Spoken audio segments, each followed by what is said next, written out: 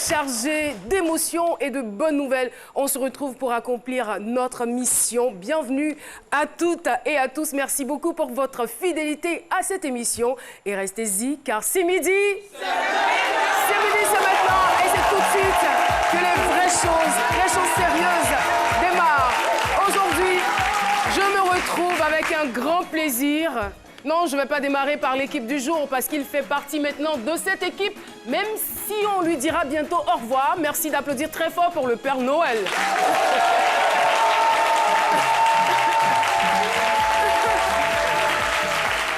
Non, j'adore le public de ces midis parce que dans le public, il y a quelqu'un qui dit Père Noël, Père Noël, Père Noël. Mais vraiment, vous êtes exceptionnel, public de ces midis. Alors, aujourd'hui, à ma gauche, je commence par la droite, par la gauche. Droit d'aînesse oblige. Nous saluons le doyen. Bienvenue, Neba. Bonjour, doyen. Bonjour, Caroline. J'espère que vous allez bien. Très vous affichez bien. ce beau sourire. Avec des jeunes, on ne peut que se porter bien. Et vous êtes jeune. Vous êtes le plus jeune d'entre nous, non? Oui, bien sûr. N'est-ce pas? Merci beaucoup. Et merci d'applaudir très fort la diva, Jessica Bomba. J'ai chargé le fusil, là. Comment vous allez, Jessica? Et votre week-end? Très, très bien. On s'est reposé, on a profité des amis, de la famille. Un très, très bon week-end. Et c'est votre, ça avance? Ouais, on est pas mal. On est pas mal placés quand même. En tout cas, merci à vous. Merci pour tous vos votes. Merci. Ça ne peut qu'être vous. Merci infiniment. Eh bien, aujourd'hui, on va parler de Noël. Qu'on le croit ou non, la fête de Noël demeure une tradition depuis des générations. Alors, chacun a eu sa façon quand même de vivre Noël, hein, voilà. Chacun pourra nous rendre aujourd'hui témoignage, mais nous avons décidé de retenir un seul témoignage. Enfant, j'ai vécu Noël dans la crainte et l'espérance. Dans quelques instants, nous aurons le privilège de recevoir notre invité témoin, mais avant, voici son portrait. Mariée et mère de 3 enfants, Até Marie-Agnès, épouse Henri, est professeure de droit de communication au CBCG de Trècheville. Elle est titulaire d'une maîtrise en droit public à l'université Félix Houphouët-Boigny depuis 2004. Au-delà d'être une femme au service de sa communauté chrétienne, notre invitée a la passion de la danse en elle, depuis sa tendre enfance. Elle aime aussi la lecture et l'animation. Fille unique d'une famille de 7 enfants, Marie-Agnès a grandi à Beaunois avec son père et ses frères loin de sa mère. Quelles sont les raisons qui l'ont poussée à vivre sans sa mère? Comment a-t-elle vécu l'absence de cette dernière à la maison pendant les fêtes de Noël? Vous saurez tout de l'histoire de ces dames avec Caroline. Joyeux Noël! Merci beaucoup, Marie-Ange Émième. Eh bien, nous avons affaire à une autre Marie, mais elle, c'est Até Marie-Agnès, épouse Henri. C'est notre invitée témoin et je vous demande de lui réserver un accueil chaleureux.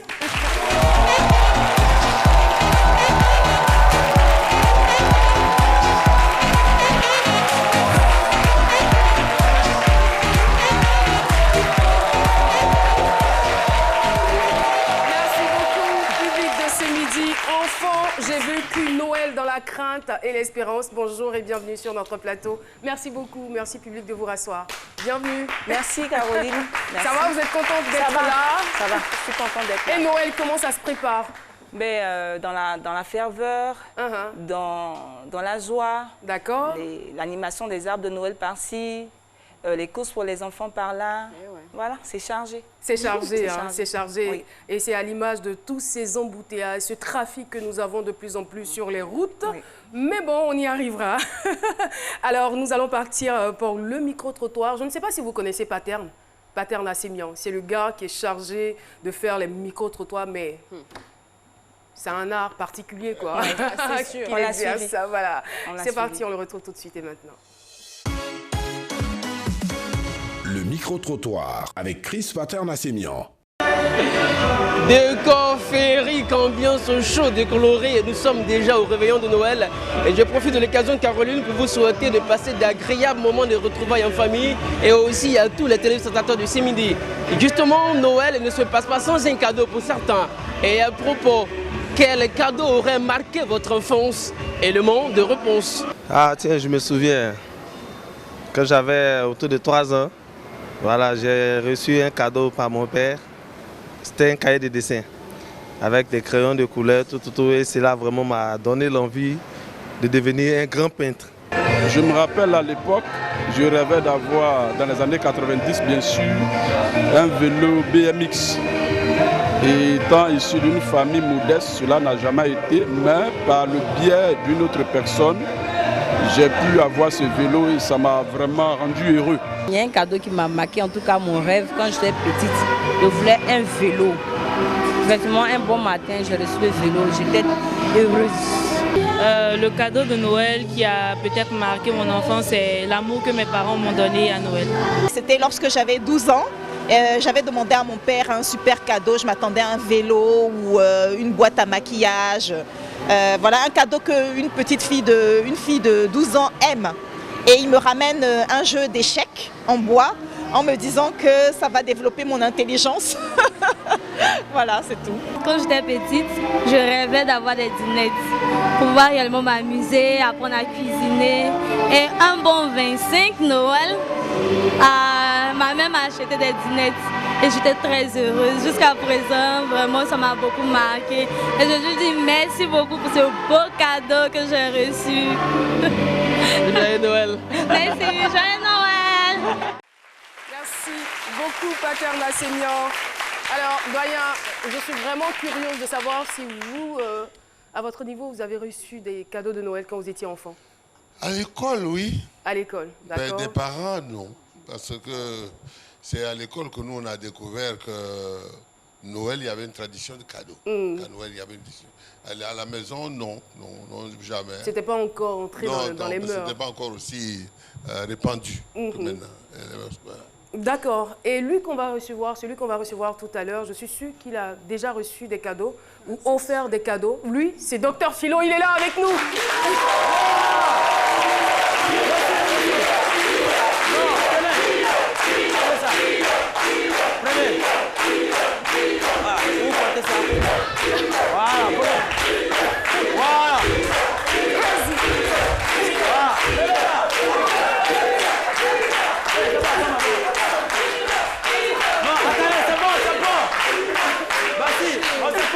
J'ai laissé un billet de banque dans la poche. C'est vrai, on offre des cadeaux, mais il faut faire très attention. Voilà, il n'y a rien dedans. Mais vous ne vous posez pas de questions. Tenez tout ça, prenez. Moi, j'offre les tenez. Non, mais c'est pas croyable. Non, mais ça signifie beaucoup, Philo. Oui. Parce qu'il y a des fois, quand vous jetez un vêtement comme ça vers le public, voilà. Les gens, non. Au lieu de là, c'est bien. Les gens se dispersent là. C'est bien parfumé. Il faut offrir, c'est la période. Moi, je vous offre. Il n'y a même pas après l'émission, vous ne le donnez pas. Voilà. Il fallait me donner ce cadeau. Les embouteillages, Caroline, vraiment, ça fait qu'aujourd'hui, à cause de Noël, là même, notre 24, là, on oublie. Merci beaucoup, Dr Philo. Merci infiniment. Alors, je vous présente Madame Athé Marie-Agnès, épouse Ndri. Dr Philo, qu'avez-vous à dire par rapport au thème que nous avons aujourd'hui? Enfant, j'ai vécu Noël dans la crainte et l'espérance. C'est mon avis, avec Dr Philo. Madame, merci beaucoup. Merci de venir partager votre témoignage parce que vous n'êtes pas la seule personne. Nous, on a vécu aussi Noël dans la... Vous-même, vous avez vécu dans... Il y a l'espérance de mettre pour vous. Nous-mêmes, il n'y a même pas d'espoir. Nous, à notre époque, le doyen... Attends, à notre époque, nous... Vous êtes de la même époque? Non, à notre époque... Je le dis, non, excusez-moi, doyen. Non, mais... On est perdu, là. Non, je le dis... Non, en fait... Non, pas la même... Non, je le dis parce que c'est un peu le plus âgé sur le plateau. Si je dis des contre-vérités, là, il va me contredire. C'est pourquoi je vous prends un témoin. C'est un témoignage. Vous êtes un témoin, en fait. Je dis qu'à notre époque, à cette époque-là, nous, on ne connaissait pas ça. Nous, on a vécu Noël même dans la poussure. C'est-à-dire, dans la poussure, c'est quoi? Nous, Quand les voisins avaient cadeau là, c'est nous on poussait les vélos là comme ça. C'est dans la poussure. C'est dans la poussure qu'on a vécu Noël. Pour moi, il y a de l'espoir. Et ça peut vous dire que même dans le désespoir, il y a l'espoir. Dans le mot désespoir, il y a le mot espoir. Donc même dans le désespoir, on peut garder espoir. Et tout ça, moi je dis, c'est Noël même avant même là. Nous on croyait au Père Noël avant. Les enfants d'aujourd'hui, ils ne croient plus. Nous on croyait, à l'époque, nous on écrivait lettre à Noël. Père Noël, on écrit. Oh, c'est la maman et le père, et ils prennent lettre là. Non, il ne faut pas expliquer ça. Bon, nous on écrivait au Père Noël et le Père Noël nous répondait. Voilà. Dieu, il faut effacer la partie là. C'est le Père Noël. C'est ça. Mais les gens, tout est truc. Au cours de l'année, même cadeau que tu reçois là même a plus de valeur que cadeau que tu reçois pendant Noël. Aujourd'hui, non, à cette époque-là, vous avez vécu vrai Noël là même, vrai Noël là. Et même aujourd'hui, même, tout est déjà gâté, cadeau d'anniversaire, tout. C'est-à-dire, tout est déjà. Tout c'est bagarre. Nous, c'est le matin à 6h, on dit c'est Noël aujourd'hui, c'est bagarre, on te donne, puis tu bois, et tu as les dagbas ici, et puis tranquille. Nous, on a vécu tout ça. Et j'ai dit que. Merci. Alors, on a vécu ça. Merci de partager votre expérience. Ça pour vous dire qu'en même temps, ça tombe plus sur aujourd'hui que le Père Noël doit descendre, remettre les cadeaux. C'est comme si les enfants vont comprendre. Ils vont comprendre que papa n'a pas de moyens. Parce que si tu sais que papa travaille à la zone, puis tu veux vélo, mon frère, tu vas avoir des problèmes. Expliquez aux enfants de garder espoir et que, mais quelle que soit la situation, le Père Noël frappe à toutes les portes. Merci infiniment.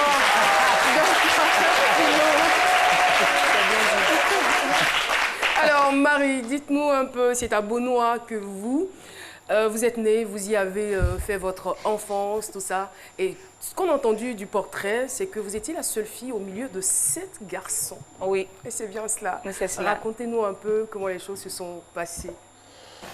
C'est le direct, hein. Donc voilà, quelques aménagements à faire au niveau de la chaise de notre invité. Voilà, sa photo qui s'affiche à l'écran.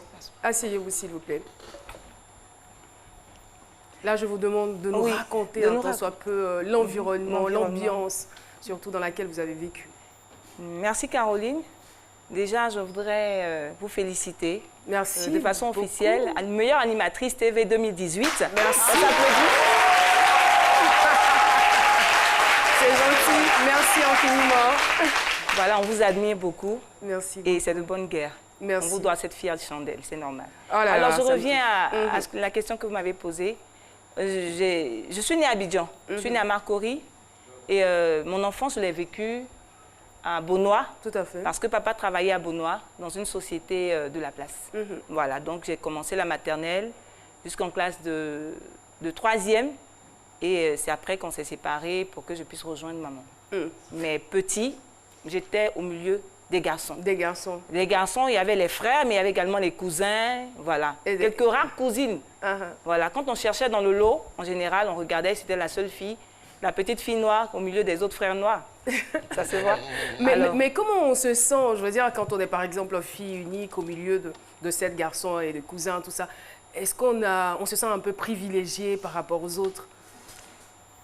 Privilégié, oui, effectivement, parce qu'il y a des tâches qu'on ne vous confère pas. Oui, ça c'est clair. On était petits, les garçons, il y en avait de grands. Alors, en général, c'est à eux qu'on attribuait les différentes tâches de la maison et tout ça. Mais je veux dire, je n'ai pas passé l'enfance vraiment gâtée de la seule fille, de la fille unique de la maison. Je passais bien que votre père... Oui, parce que mon père était là. Cadre. Oui, il était cadre. Je faisais le ménage. J'étais à la cuisine avec la cuisinière, etc., etc. Voilà. Donc, j'ai fait mes armes de femme, petite, malgré le fait que j'étais seule femme au milieu de tous ces hommes. Il fallait quand même vous donner une éducation. Hein? Évidemment. Mais depuis, je vous entends parler de votre père, mais pas encore de maman. Oui, pas encore de maman parce que maman était mariée légalement avec papa. Et maman, à un moment donné, on ne la voyait plus. On ne la voyait plus. Je veux dire, quand j'ai commencé à comprendre certaines choses, je me suis rendu compte que ces apparitions étaient un peu sporadiques. Elle venait à la maison quelques rares fois et après, on ne la voyait pas. Donc, c'est clair qu'on est en train de parler de Noël. À Noël, ça devenait un peu comme un mythe de la voir et de la voir à nos côtés. Voilà. Maman n'a pas tout le temps vécu avec papa parce qu'elle était en activité aussi à Abidjan. Donc, le travail avec ses contraintes, ça faisait qu'elle ne pouvait pas être là à nos côtés à tout moment. C'était pas une séparation, hein. C'était juste qu'elle y était à cause de ses activités? En tout cas, dans un premier temps. Ça cachait, après vous allez découvrir? Certainement, parce que c'est vrai qu'on était enfant, mais on entendait certaines conversations de grandes personnes. Et moi, je me suis mise dans la situation de la personne qui n'a jamais voulu porter de jugement accusateur, ni par rapport à celui-là ou par rapport à celle-là. C'est mon père, je l'aime, c'est ma mère, je l'aime. Et j'ai prié fort dans mon cœur toutes les fois pour qu'on revienne tous ensemble, même si ça n'a pas pu être possible. Est-ce que c'est ce qui est à la base de ce sentiment ambivalent que vous expliquez un peu? Noël, je l'ai vécu dans la crainte et l'espérance. C'est cela même. C'est cela. Parce qu'en fait, à Noël, maman n'était pas là. Et il faut dire que papa, c'est l'homme. La manière dont l'homme vit la relation avec les enfants, l'autorité, l'affectivité. L'autorité, l'affectivité, il le faisait en tant que père. Mais le côté maternel de la chose, la situation, on avait besoin de la maman à ses côtés, ça, je n'avais pas eu l'occasion de le vivre. En tout cas, je ne m'en rappelle pas. Je ne m'en rappelle pas. Et donc, c'est ça qui faisait un peu le petit pincement au cœur. J'étais tout le temps en train d'écrire une lettre à maman. Bonjour maman, c'est ta fille Marie-Agnès. J'ai bien travaillé en classe. J'ai été telième, deuxième, troisième. Vous étiez brillante? Oui. Ça se sent? Oui. Et ça a duré combien de temps? Oui, jusqu'à mes 10, 11 ans. 10, 11 ans. À partir de 12 ans déjà, c'était la classe de 6e, donc on n'était plus vraiment enfant, mais ça a duré toute cette période-là. Mais qu'est-ce que ce sentiment-là a provoqué en vous? Je veux dire, le fait de pouvoir écrire chaque fois des lettres à maman et de ne pas avoir de suite? Ben, les suites, il y en avait, mais pas à la hauteur de mes attentes. C'était quoi vos attentes? J'avais envie que maman soit là avec papa, avec mes frères, tout le monde ensemble, qu'on mange ensemble, qu'on passe la fête ensemble, qu'on aille à l'église ensemble. Ne me faites pas couler les larmes. Mais c'est ça, c'est vrai, c'est ce que je voulais. En fait, l'amour de la famille, la présence de tout le monde, les enfants, les parents, ensemble. Et puis le couronnement, c'est le cadeau, la poupée, parce que c'est ce qu'on a toujours espéré en tant qu'enfant. On a vu à la télévision, les dessins animés, les poupées, tout ce qu'on recevait en cadeau, et toutes les petites émissions qui parlaient de Noël. On était rêveurs, on était rêveurs. Et moi, j'étais dans une situation un peu, comment on dit, ambivalente, de crainte, d'espérance. En même temps, de forte espérance que maman va venir. Je regardais le portail chaque fois. Je ne l'apercevais pas le 24 nuit, je ne l'apercevais pas le 25 matin, elle n'était pas là. Oui, Jess. Okay. Mais vos frères, ils étaient dans le même état d'esprit que vous? Est-ce que vous expliquiez à vos frères le manque que vous viviez ou tout le monde était en manque finalement?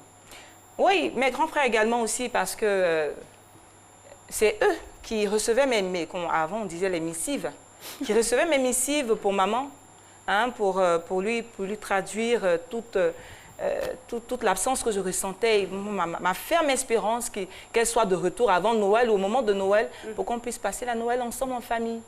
Voilà, donc tout le monde avait cette espérance-là aussi, partagée avec moi. Mais je veux dire, la femme, elle a un côté très sensible. Les garçons, c'est pas évident.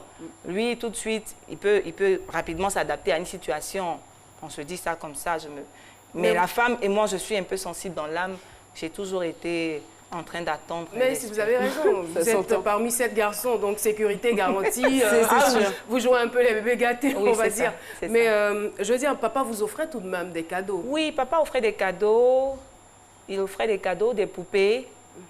Mais à l'époque, il faut dire, en vérité, on regarde aussi les voisins et les voisines ou à l'école. On avait des poupées avec une certaine hauteur, à la taille de l'enfant. C'est ce que nous aussi on voulait. Mais papa faisait l'effort. Vous dites, si maman est là, c'est sûr qu'elle va faire un choix pareil. Parce que je peux lui parler, je peux lui expliquer un peu ce que je veux avec tout ce qu'il y a comme ornement autour du cadeau que j'espère. Voilà. Mais papa faisait l'effort. Papa, c'était le sens des responsabilités familiales. Il faut faire à manger pour tout le monde. Il faut acheter des vêtements, des tenues vestimentaires, des chaussures, etc. Et quand on a fini, c'est l'essentiel.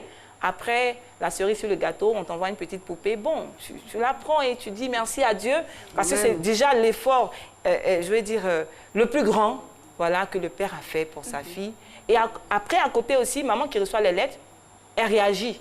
Elle réagit, mais on ne vit pas Noël ensemble. Elle réagit, elle apporte sa poupée. Et c'est surtout ça qui vous a on ne manqué, vit pas Noël ensemble la présence en famille. de maman. Voilà, c'est cela même. Et aujourd'hui, vous avez la chance d'être une mère, vous avez 3 enfants, vous avez un merveilleux époux qui a tenu à être là aujourd'hui dans ce studio avec nous.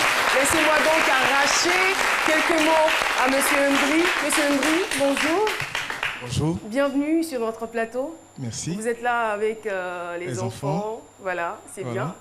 Alors, dites-nous, comment est-ce que vous vivez Noël à la maison?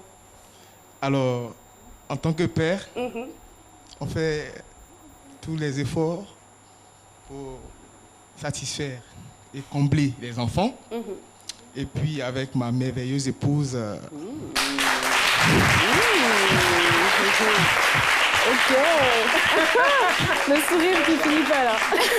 Je pense que les applaudissements sont un peu trop faibles là, pour ce qu'on vient de voir.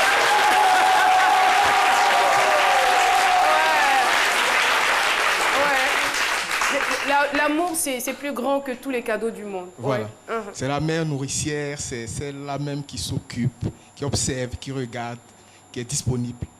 Je t'aime, chérie. Bon, c'est vrai que j'ai dit que l'amour, c'est le plus grand cadeau, mais attendez quand même la fête de Saint-Valentin.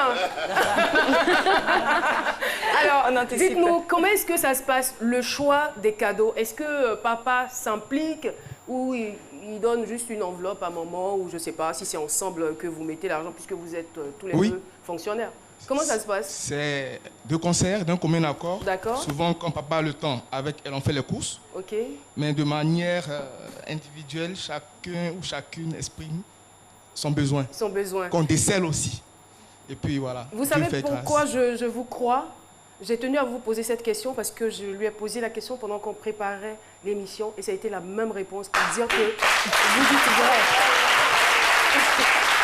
Et le choix, est-ce que vous imposez les cadeaux aux enfants ou bien vous tenez à ce qu'ils vous expriment ce qu'ils souhaitent avoir? On n'impose pas de cadeaux aux enfants. D'accord. Comment ça se fait déjà, généralement? on les exhorte et on met la pression de travail. Parce qu'elles vont à l'école, les plus grandes vont à l'école.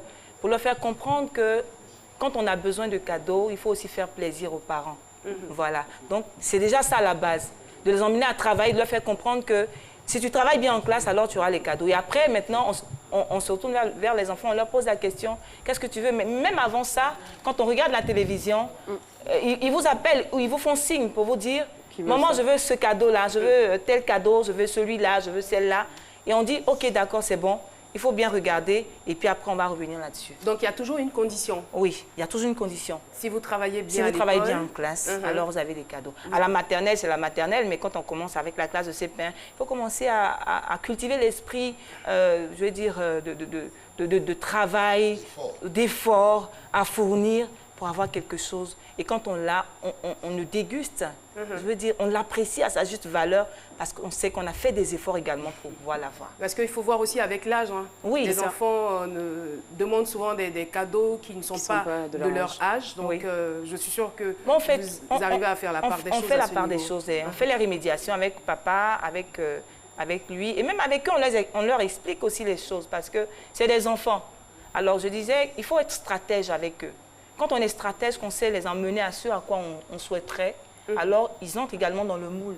D'accord. Voilà, ils font l'affaire. Très bien. Et je ne sais pas si vous le savez, mais Père Noël, lui, il est tout le temps ici, à RTI, invisible peut-être, mais il nous offre toujours de la pub. C'est midi, c'est ça.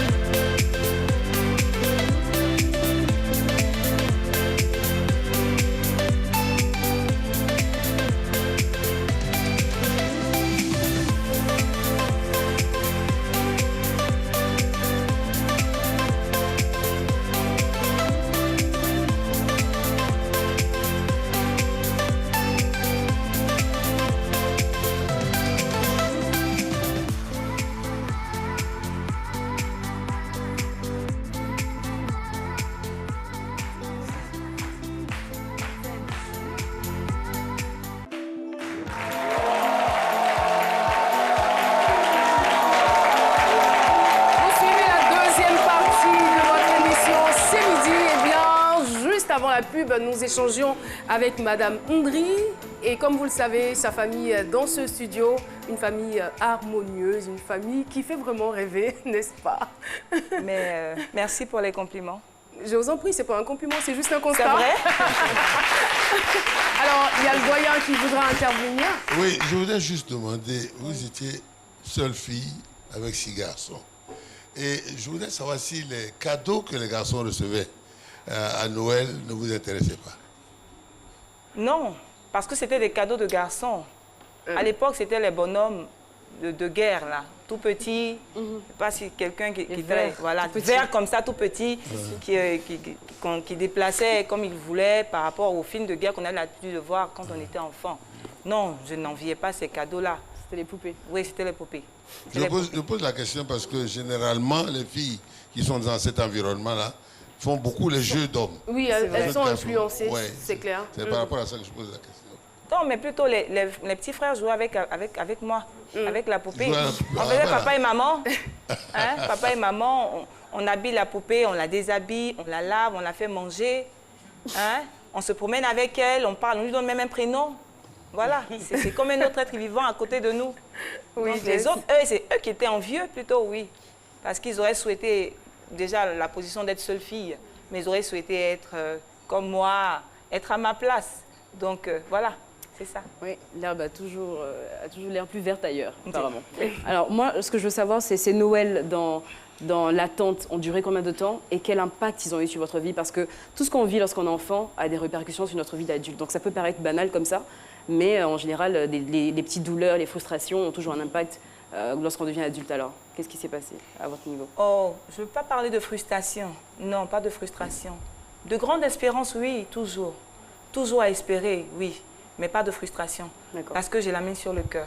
Voilà. Mais ça a certainement eu un impact sur la façon dont vous gérez les enfants. Puisque vous êtes passé par certaines émotions, vous vous dites, il faut que je fasse attention pour ne pas qu'ils vivent les mêmes choses. Évidemment. Oui, il faut apprendre de la vie. Il faut en tirer les leçons qu'il faut pour savoir que la famille, c'est un cadeau du ciel. Il faut savoir la protéger, il faut savoir y mettre tout ce qui est important pour que cette famille-là tienne, qu'elle soit solide et qu'elle puisse porter des fruits qui soient appréciés de tout le monde. Du coup, vous êtes une maman poule ou une maman entre les deux? Vous êtes plus une maman poule ou une maman entre les deux? Entre les deux, entre les deux. Je pense, hein, entre les deux. Le père est là. Entre les deux? Ou maman entre poule? Les deux. Entre les deux. Hein. Oui. Quand c'est chaud, c'est chaud. Oui.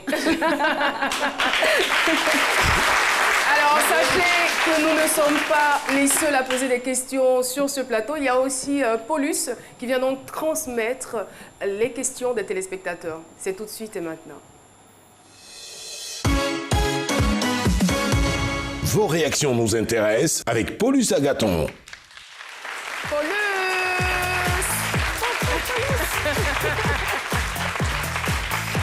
Bonjour Caroline. Bonjour Paulus, vous allez bien? Oui, je vais bien. Ça se prépare bien les fêtes? Oui, ça se prépare bien.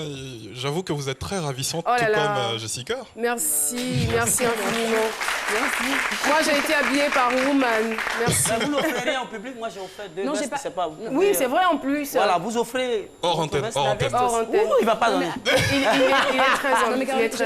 j'ai pas entendu parce que votre robe est super jolie. Donc, vu que je veux aller tricher, est-ce que je peux avoir... C'est comment? Woman. Ouais, d'accord. À tout à l'heure, Woman. Alors bonjour à toutes et à tous. Sur notre page Facebook, on a Mamadou Fils Konaté qui dit malgré l'absence de votre mère, vous êtes restée vous-même et même brillante à l'école. Je prie Dieu pour qu'il vous donne longue vie et une vie heureuse à côté de vos enfants et de tous ceux que vous aimez. D'accord. On a ensuite Sodi Khaled qui dit est-ce que vous avez tenté de faire part à votre père de ce que vous attendiez vraiment de la fête de Noël? Cette question est un peu complexe pour moi parce que c'était le père avec le visage du père autoritaire. Quand vous faites quelque chose, qu'on vous crie là-dessus, on n'a pas besoin de vous taper pour que vous soyez en train de pleurer. Donc, avant la communication avec les parents, aujourd'hui, je regarde mon père, je suis surprise parce que je peux parler avec lui, je peux lui faire des confidences, je peux... Voilà. Mais avant, ce n'était pas la même chose. Le père, c'est le père. Quand il rentre, tout le monde se range. Tout le monde est à sa place. Et ce n'était pas évident de lui expliquer que papa, vraiment, j'aurais bien voulu que tu fasses effort de faire venir maman et tout ça. Je sais qu'il avait peut-être certainement ressenti ce besoin que j'avais en moi, mais peut-être qu'il a fait ce qu'il a pu aussi, je ne sais pas, mais ce n'est pas grave. C'est pas grave. Voilà. D'accord. Le dernier message, il est de Dieudonné Benoît Jean. Il dit, à travers votre expérience, on comprend qu'un cadeau, il n'est pas forcément physique comme on a l'habitude de le voir. C'est plus profond que ça. Et on espère que tous les parents le comprendront. Voilà. Ça sera tout, Caroline. Merci beaucoup, Paulus. À demain. À demain. Là, on sera avec les enfants. Hein. C'est sûr. Merci infiniment, Paulus Agathon. Et Docteur Philo, vous voulez intervenir? Oui, rapidement, en parlant c'était pour revenir à votre question, quand vous avez dit l'impact de ce qu'elle a vécu sur les enfants aujourd'hui. Vous avez parlé de l'aspect positif. Oui. Maintenant, volet négatif. Est-ce que vous ne vous dites pas que la situation, quand vous référez à la situation dans laquelle vous avez vécu, vous ne dites pas que il faut que mes enfants, c'est-à-dire, mes enfants ne vont pas vivre ça. Comment faites pour combler? Est-ce que ça ne fait pas, ça ne vous arrive pas quand même à tellement vouloir combler? Excusez-moi, c'est tellement difficile, tellement vous voulez combler ce vide-là, vous n'arrivez pas à gâter les enfants, comme on le dit, entre griffes. Comme moi, je n'ai pas reçu ça à mes enfants, là, moi, je vais leur donner tout, jusqu'à ce que les enfants puissent être gâtés aujourd'hui. Non, non, pas du tout, parce que l'éducation que j'ai reçue des parents, que ce soit de papa ou de maman, c'était d'avoir la mesure des choses et de garder toujours le sens du travail et des efforts à faire pour pouvoir donc réussir dans sa vie et puis obtenir ce qu'on veut. Je ne gâte pas mes enfants. Non. Vous êtes dur envers eux? Je ne suis pas dure non plus. Tout à l'heure, on a dit c'est moitié-moitié. Voilà. Quand il faut être dur, parce que c'est un enfant, c'est le comportement, il faut lui apprendre comment il doit être dans la vie, dans la société. Pour son bien, je le suis. Je suis enseignante, hein. Voilà, professeure de droit. Donc, voilà. Alors, Madame Louis, c'est avec un grand plaisir que nous avons reçu sur ce plateau. S'il y a plus d'autres questions, nous allons vous demander de vous adresser à tous ces parents qui nous regardent. Il y a des parents qui ne savent pas, je veux dire, parce qu'ils n'ont pas forcément l'information, comment offrir des cadeaux aux enfants. Et quand on n'a pas de moyens financiers, comment expliquer cela aux enfants? D'abord, ce que je souhaiterais dire, et je pense que c'est le plus important, c'est l'amour que les parents ont à manifester à leurs enfants.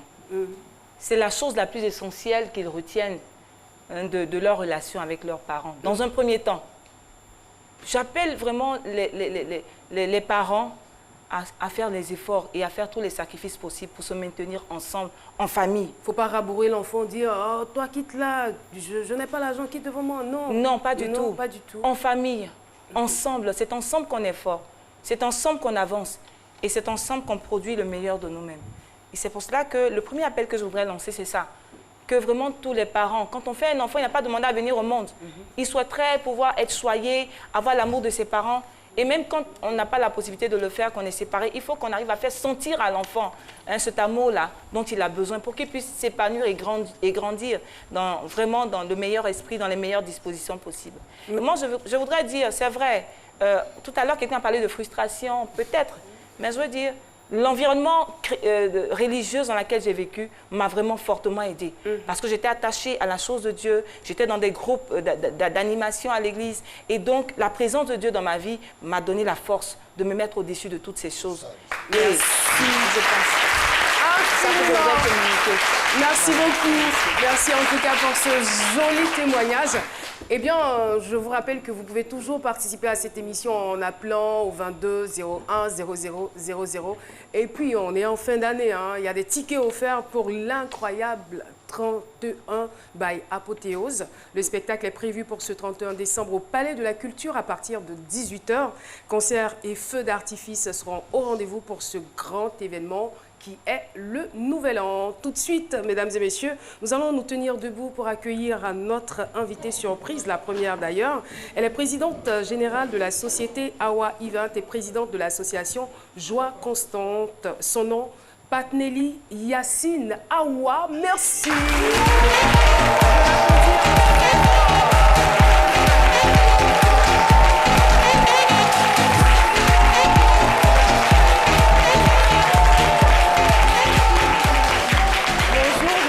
Vous allez bien, hein? Très bien. C'est Madame Awa ou Madame Patneli? Non, Patneli. Patneli. Mais Miss à toi. Miss à toi, Patneli. En tout cas, bienvenue sur le plateau de C'est Midi.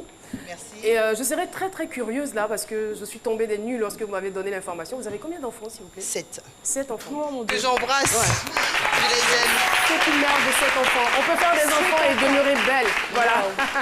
Alors, vous êtes sur ce plateau pour nous parler d'une caravane, la caravane du cinéma. Exactement, Caroline. La caravane du cinéma, au fait, c'est la projection de films éducatifs pour enfants.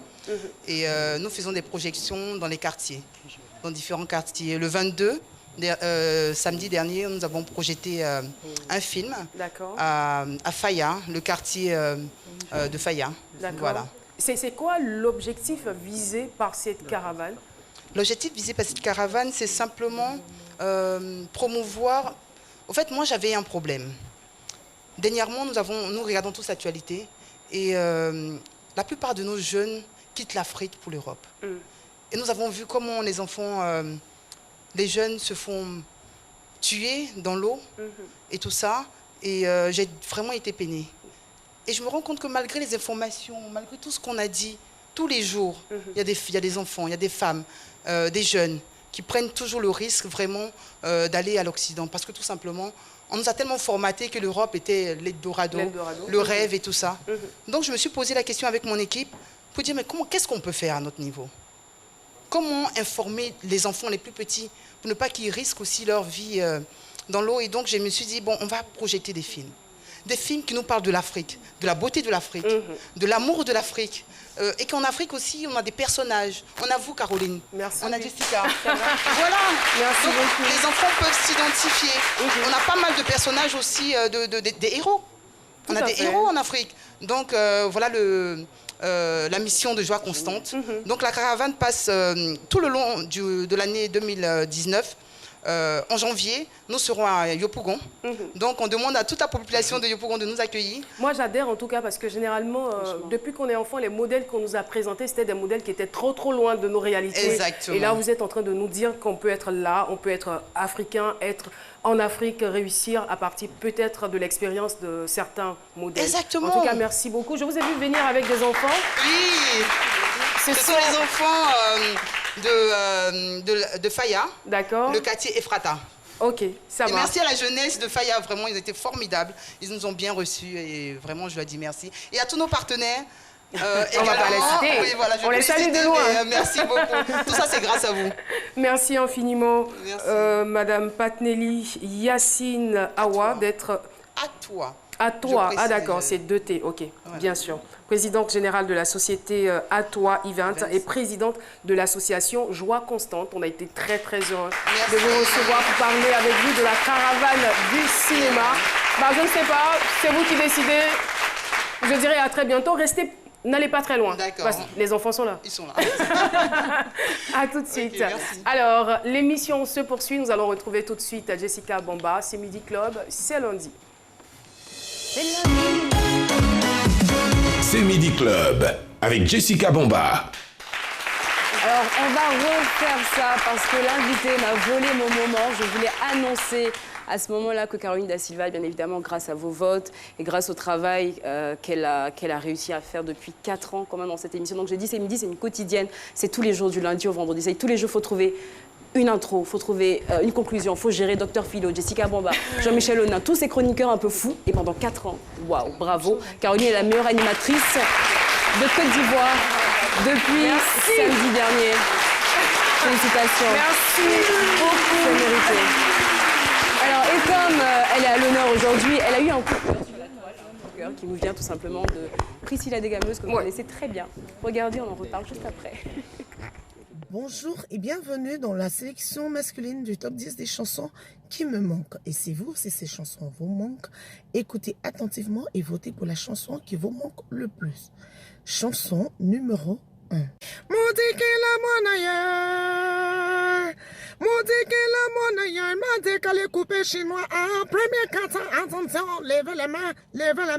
Chanson numéro 2. Yeah. Ala, ala, ala, ala, ala. Koraya, noraya, yebana jugu. Koroya wiri, yebana jugu, jugu, jugu, jugu, jugu. Adèle Baba comme un joli bébé. Adèle, Andigogole. Chanson numéro 3. Tu te prends pour Kofi Annan, tu finiras par autre jour. Tout le monde dira que tu es un rigolo. Ah bon, salut. Chanson numéro 4. Blodai, et wanna sing you. Blodai, blodai, et wanna sing you. Sing you. Et wanna sing you. Blodai, blodai, et wanna sing you. Chanson numéro 5. Nyamiyakiye, awakumyo, ils n'ont plus d'argent, plus de parents. Regarde la vie qui mène dans le ghetto. Au ghetto, il y a des gens qui sont affamés. Chanson numéro 6. Asobesike Jaco Gomale, Jaco Gomale. Mais c'est Kapemzoa, Dadiawa Mengoma, Mene Wona Kozome, Jaco Gomale. Chanson numéro 7. Bololo, bololo, zamdre, mamamdere, zimdaro, mamidiro, papa. Chanson numéro 8. Orobadago mosabale go dao mole nasao. Fais kama mosabao. Allez go kama mosabana. Chanson numéro.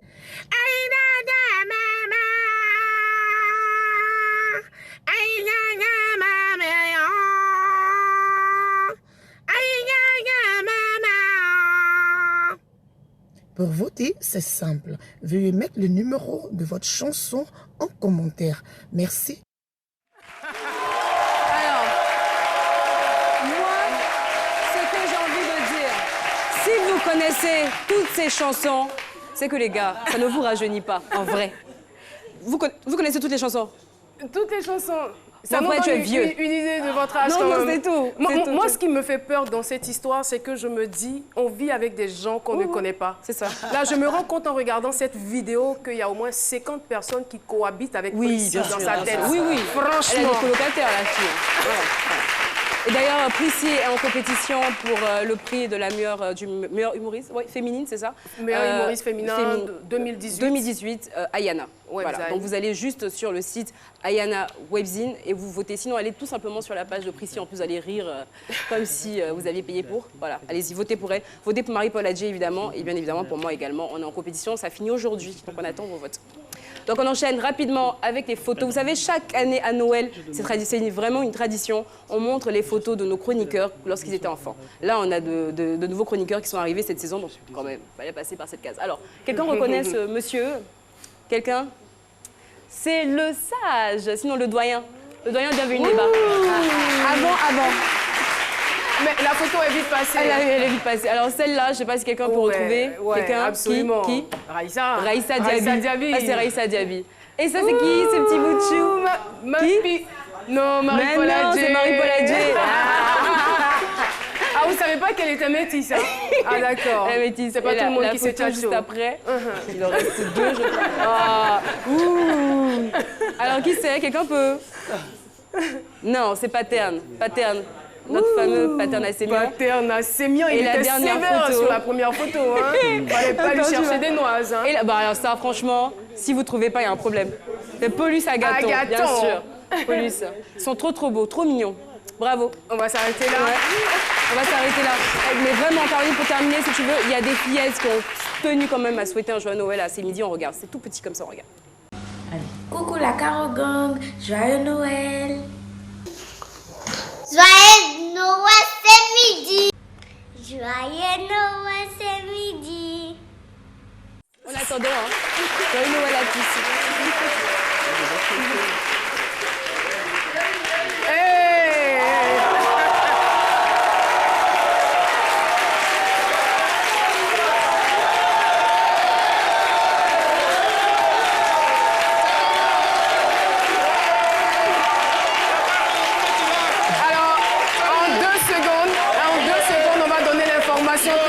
Un Père Noël hip-hop. propre. Oui, c'est comme ça, parce qu'il y a certains Pères Noël qui effraient les enfants. Alors, on veut plus les Pères Noël, on veut Père Noël. Père Noël, d'accord, allez-y. Yo, bon, je suis là pour vous annoncer que cette année, c'est gâté. Bonjour 2019, oh yeah. Bonjour 2019, 2 éditions, ouais. Tu vois, le vendredi prochain. Le 28, à la tri. Ouais, vendredi prochain. Vendredi prochain. Vendredi prochain. C'est le before. À la tri event. Et puis samedi prochain. C'est le Classico. Au palais de la culture. À 19h. Maintenant, les prix d'un ticket. Pour le 28. C'est 30 000. Maintenant, le samedi. C'est 15 000. Merci. Tous les monteurs de Côte d'Ivoire seront venus. Bonjour. Magnifique.